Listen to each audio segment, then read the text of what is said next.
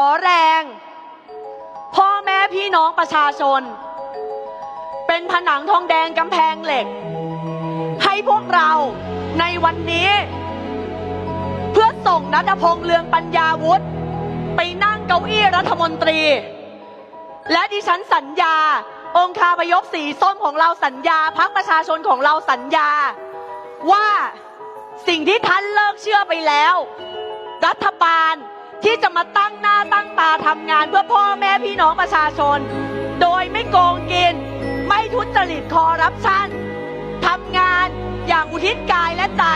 เพื่อให้แผ่นดินนี้ได้พบกับความสุขความเจริญให้ประเทศนี้สามารถมีพื้นที่ที่จะไปยืนสู้กับนานาอารยประเทศได้